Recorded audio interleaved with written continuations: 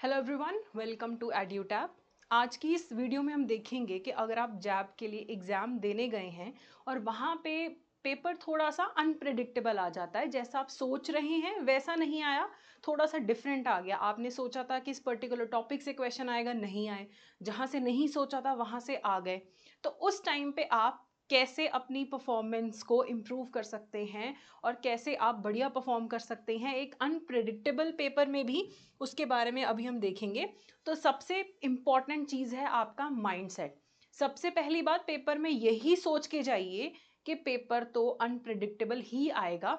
हमेशा ऐसा नहीं होगा कि जो पहले पैटर्न चलता आया है उसी टाइप के क्वेश्चंस आएंगे।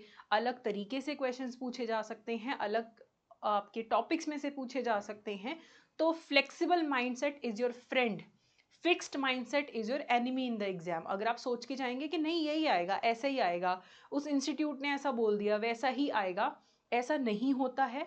आपको हमेशा एक फ्लेक्सिबल माइंडसेट लेना है कि कुछ क्वेश्चंस तो होंगे जो मुझे नहीं आते होंगे या डिफ़िकल्ट होंगे। तो ये सब चीज़ें आपने माइंड में अगर लेके चलेंगे तो आप हमेशा अपने आप को रेडी रखेंगे हर तरीके के क्वेश्चंस के लिए। तो सबसे पहली चीज़ है सोच के ही जाना है कि कुछ डिफरेंट आएगा पेपर में। दूसरी चीज़ है अपने कोर एरियाज पे ध्यान दीजिए। हमेशा पहली बात तो जब प्रिपरेशन करनी है तो ABCD सारे मॉड्यूल पढ़ के जाओ। ऐसा नहीं कि मैं तो ये 3 पढ़ के पेपर कर लूँगा या ये 2 पढ़ के कर लूँगा, मुझे तो क्वालिफाई ही करना है, नहीं। क्योंकि आप नहीं जानते कब हो सकता है कि वो इसको बिल्कुल इग्नोर करके इनमें से क्वेश्चन पूछ लें ज़्यादा या इनमें से क्वेश्चन पूछ लें। तो हमेशा सारे मॉड्यूल्स पढ़ के जाइए, एटलीस्ट बेसिक तो सबका कवर करके जाइए। कुछ भी छोड़ के नहीं जाना कि ये तो छोड़ दो, कुछ नहीं होता, फ़र्क नहीं पड़ता। तो हमेशा सारे मॉड्यूल्स कवर कीजिए। तो उससे क्या होगा, पेपर में अगर आपके 100 क्वेश्चंस हैं और इसमें से 20 क्वेश्चन थोड़े अनप्रडिक्टेबल हैं, अजीब से आ गए, तो बाकी के 80 आप आराम से कर पाएंगे अगर पेपर में आपने सारे मॉड्यूल्स आप रेडी करके जाते हैं, किसी भी एक पार्ट को इग्नोर नहीं करते हैं, सबको अच्छे से रिवाइज कीजिए। तो अपने कोर एरियाज में से जो क्वेश्चन आ रहे हैं उन्हें अगर आप अच्छे से कवर कर देंगे तो एग्जाम कवर करना, आपको क्लियर करना काफ़ी आसान हो जाता है।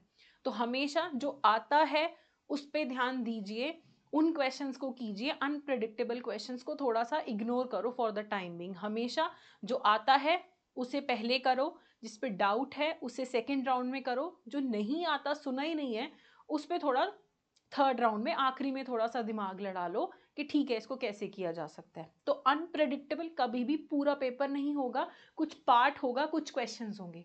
इस चीज को हमेशा माइंड में रखना है आपको कि जो आता है उसे गलत नहीं करके आना।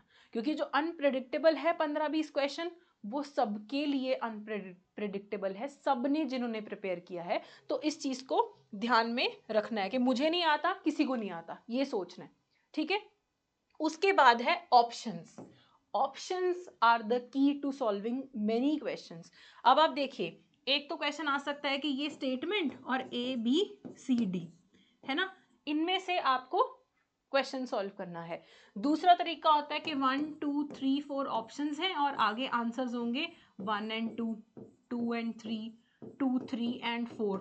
इस तरीके से आ सकता है।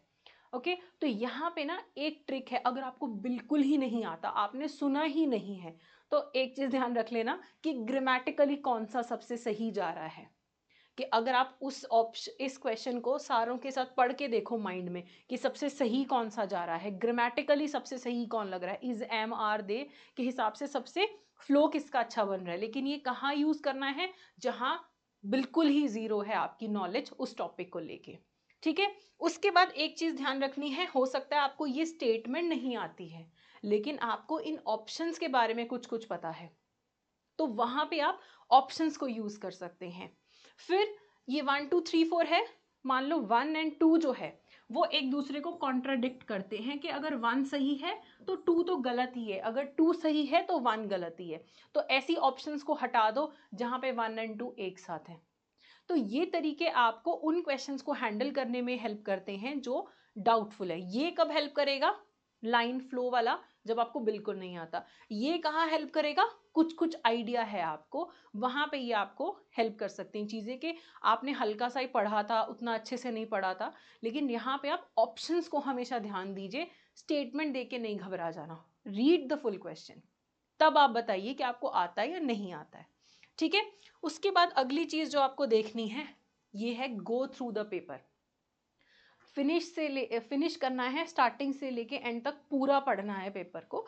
अब जैसे हमने पेपर दिए हैं, मैंने पेपर दिए, तो कई बार क्या होता था कि क्वेश्चन पेपर खोला, पहले 5 नहीं आते, पहले 10 नहीं आते, तो फिर घबरा जाओ तो पूरा पेपर खराब है। But when you read the whole question paper, जब आप थोड़ा सा आगे आगे जाके देखते हो, तब आपको रियलाइज होता है कि ठीक है, पहले 10 में दिक्कत थी मुझे, लेकिन अगले जो 15-20 है वो तो मुझे सारे आते हैं। तो अगर आप पहले 5-7 पढ़ के पैनिक मोड में चले जाओ कि आता ही नहीं, आता ही नहीं है, सब एक इधर उधर देखना शुरू कर दो कि अरे वो तो कर रहा है बड़ी जल्दी जल्दी, मुझे ही नहीं आ रहा, तो तब प्रॉब्लम आती है। अनप्रिडिक्टेबल पूरा पेपर नहीं होगा। तो हमेशा ध्यान दो कि अगर पहले 10 नहीं आते कोई बात नहीं, आगे पढ़ो आगे पढ़ो, देखते जाओ क्वेश्चंस, तो आपको रियलाइज होगा पूरा पेपर नहीं अनप्रिडिक्टेबल होता अगर आप पढ़ाई करके गए हैं। तो हमेशा शुरू से एंड तक पेपर को पढ़िए और समझिए कौन से क्वेश्चंस आपको आते हैं, जो आते हैं फटाफट उनको पहले अच्छे से करो। तो हमेशा ये चीज आपको काम रहने में हेल्प करती है। अगर आप पहले ही घबरा गए, पेपर खराब। पहले 10 नहीं आते, कोई बात नहीं, आराम से बैठो, पानी पियो, थोड़ा सांस लो और सोचो कि नहीं, मैं कर लूंगा, आगे का देखता हूँ, क्योंकि टाइम कंस्ट्रेंट तो है ही नहीं है, अच्छा खासा टाइम है 100 क्वेश्चन करने के लिए 2 घंटे। तो आराम से पानी वानी पियो, देखो आगे के क्वेश्चन, देखो आता होता है, तो वहां नहीं घबराना है। तो जब हम अनप्रिडिक्टेबिलिटी ऑफ एग्जाम की बात करते हैं ना, तो कुछ 10-15-20 क्वेश्चन ऐसे होंगे कि आउट ऑफ नोवेयर पूछ लिए या अनइम्पॉर्टेंट एरियाज में से पूछ लिए, लेकिन बाकी के 70-80 क्वेश्चन तो है ना जो आपने पढ़े हैं, तो उन पे आपको ध्यान देना है, आप क्वालिफाई कर जाएंगे। ठीक है, तो ये चीजें हमेशा पेपर में ध्यान रखनी है। आपको अपनी शांति बरकरार रखनी है, स्ट्रेस नहीं लेना है, तो पेपर का परफॉर्मेंस एक्सेप्शनली आपका इंप्रूव हो जाएगा। ठीक है, तो all the best for your exam. Thank you so much.